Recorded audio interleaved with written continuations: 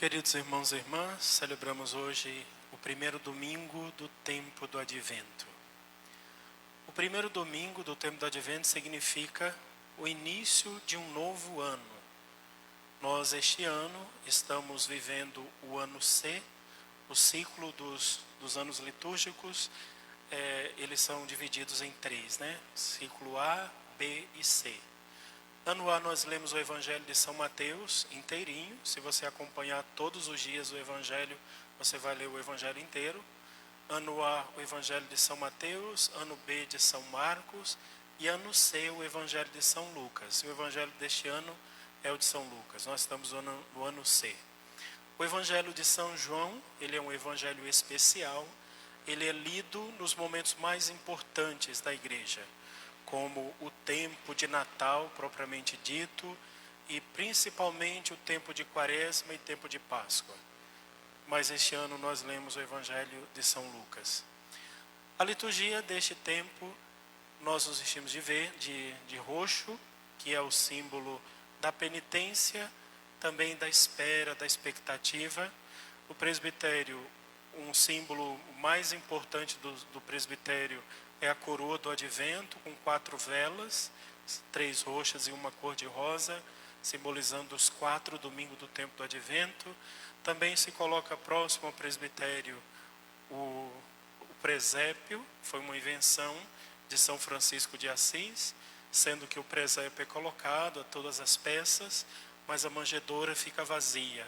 Jesus só é colocado no dia 24, no dia do Natal propriamente dito. E também a gente pode colocar a árvore de Natal, que ela simboliza Jesus, a árvore da vida. As bolas e os presentes que a gente coloca ao redor dela significa os dons que Deus nos deu através da encarnação do seu Filho, através da encarnação de Jesus. Esse tempo ele é dividido em 2 partes. A primeira parte comporta os 2 primeiros domingos, o primeiro e o segundo domingo do tempo do Advento, e a segunda parte, o terceiro e o quarto domingo. Nessa primeira parte nós vamos ver uma das vindas de Jesus, aquela que nós esperamos, a vinda definitiva, a vinda gloriosa. Então as leituras do primeiro domingo vai falar da vinda parousia, né, da vinda do Cristo, e o segundo, o terceiro e o quarto domingo nós vamos ver a primeira vinda de Jesus. Nós vamos voltar os nossos olhos para o presépio, para Belém, para a encarnação, o anjo Gabriel, a Virgem Maria, São José. A gente vê no terceiro e no quarto domingo. E depois, né, o nascimento do Cristo e os primeiros anos da vida de Jesus. Então é assim que é dividido este tempo. O que é que nós temos que criar neste tempo, dentro do nosso coração? A expectativa da vinda de Jesus. Ele veio, ou ele vem, de três maneiras. Jesus veio quando se encarnou no seio de Maria, foi a primeira vinda de Jesus. Ele vem todas as vezes em que nós celebramos a Eucaristia, celebramos os sacramentos, rezamos, fazemos caridade, amamos as pessoas. Todas as vezes que nos reunimos para rezar ou para estar na presença de Deus, ele vem. É a segunda vinda. E a terceira vinda é justamente aquela que já aconteceu. Ele já veio fisicamente viver no meio de nós. Então ele vem no final dos tempos, ele vem no dia a dia da nossa vida, e ele veio no princípio, quando se encarnou no seio de Maria. A expectativa que a gente precisa criar no nosso coração, eu vou contar um fato da história de Israel, do povo de Deus, e aí a gente consegue entender melhor que expectativa é essa que nós temos que criar no nosso coração. Na época de Jesus, os casamentos aconteciam da seguinte maneira: você tinha uma filha menina, o seu irmão tinha um filho menino. Quando eles nasciam, quando os bebês nasciam, não tinha ultrassom, não tinha nada disso, você não sabia qual era o sexo do bebê, sabia quando nascia. Então, quando nascia a sua filha, você dava em casamento para o primo dela. Geralmente eram parentes ou famílias muito próximas, né? Pessoas muito próximas. Você dava em casamento para aquela outra família. O menino que era o noivo, quando ele completasse 5 anos de idade, ele deixava de andar com a mãe e passava a andar só com o pai. E aprendia todo o ofício do pai. Por exemplo, José era carpinteiro, Jesus naturalmente carpinteiro. O pai de Pedro era pescador, Pedro pescador, porque você tinha que andar com o seu pai, o menino dos 5 até os 13 anos, quando ele completava a maioridade. E ali ele aprendia o ofício do pai, começava a trabalhar, e todo o dinheiro que ele ganhasse dos 5 aos 13 anos, ele tinha que juntar para poder pagar o dote, ou comprar a sua noiva, uma linguagem bem feia, né? Dar o dote da sua esposa. A menina ficava em casa com a sua mãe, mas ela era sempre vigiada, cuidada para não brincar com meninos, por exemplo, né? Ela tinha que estar sempre cuidada dentro de casa. Quando a menina tinha a primeira menstruação, ela estava pronta para se casar. Os casamentos aconteciam por volta dos 13, 14 anos no máximo. Alguns diziam, a minha esposa está grávida, ela está com 13 anos. Era mais ou menos assim. Era a cultura da época.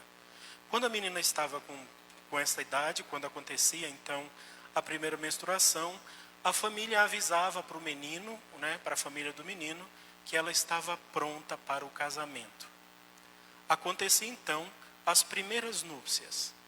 O rapaz vinha com o pai dele até a casa da noiva, trazia o dinheiro, o dote da menina, fazia um contrato, geralmente era um contrato só de boca, não tinha papel para escrever essas coisas, fazia um contrato, já estava casado com ela, e ali ele deixava a moça na casa dos pais e ele voltava para a casa dele.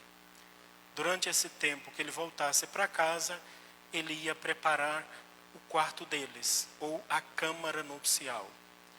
Os meninos sempre moram com seus pais, sempre. Com o pai até o final. A menina sai de casa e vai para a casa do seu marido. As mulheres não moram com as suas mães.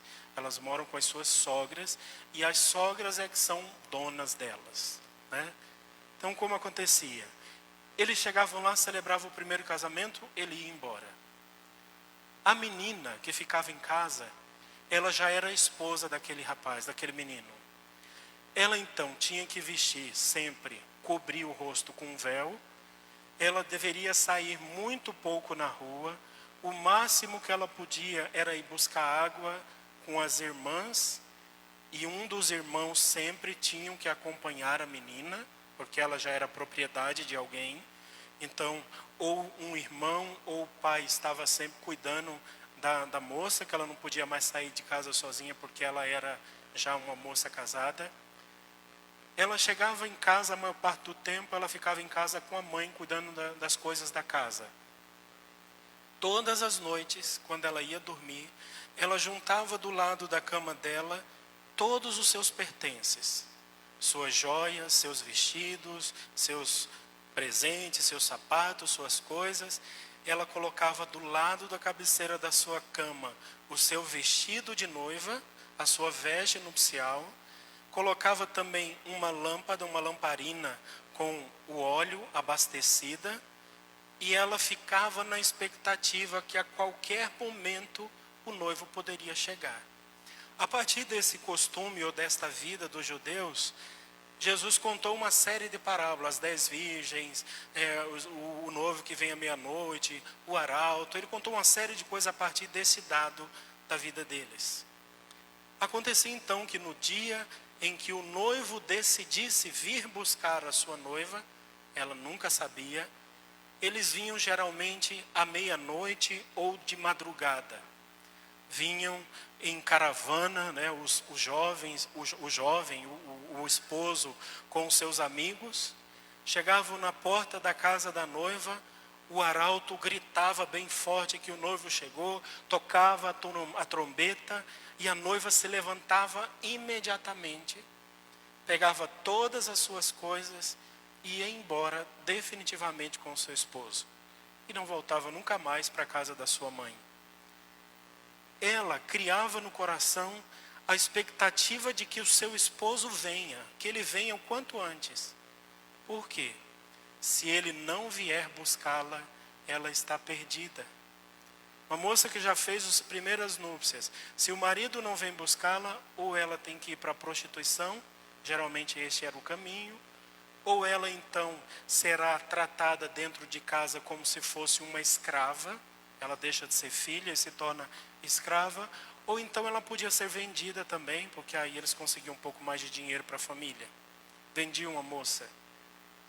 Então por isso que a noiva, ela se preparava, ela fazia de tudo para que o noivo soubesse boas notícias a respeito dela, e ela esperava com todo o coração o dia que o esposo viria. Porque o dia que o esposo veio, buscá-la, é o dia da sua libertação. Agora ela está honrada. Ela tem uma casa, ela tem um lar, ela tem um esposo, ela está salva. E essa expectativa que Jesus quer criar no nosso coração quando ele diz nos evangelhos, como o evangelho de hoje: esteja preparado, você não sabe qual o dia ou a hora, esteja preparado porque ele pode vir à meia-noite, pode vir de madrugada, ele pode vir num tempo que você não está esperando, no momento que você não imagina. Esteja com a sua lâmpada cheia, esteja com as suas vestes nupciais prontas, porque quem somos nós? Nós somos a esposa. No momento em que você foi batizado, você se tornou a esposa de Cristo. E a sua vida inteira deveria ser esperar o Cristo. E por isso que os cristãos do primeiro século, eles rezavam sempre esta palavra, Maranatá, Maranatá, Maranatá, que quer dizer: vem Senhor, venha meu esposo, venha sem demora. E escrevem lá o livro dos cânticos, o esposo que venha, que ele venha depressa, que ele venha sem demora. A expectativa que é criada no coração. Uma moça que já é casada, ela não pode ter outra esperança que não seja esperar o dia do esposo. E se nós somos a esposa de Cristo, não esperar Cristo é adulterar.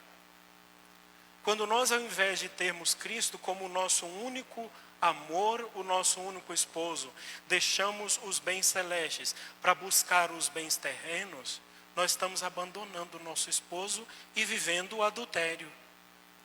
Buscando a felicidade em um lugar que nunca será encontrado.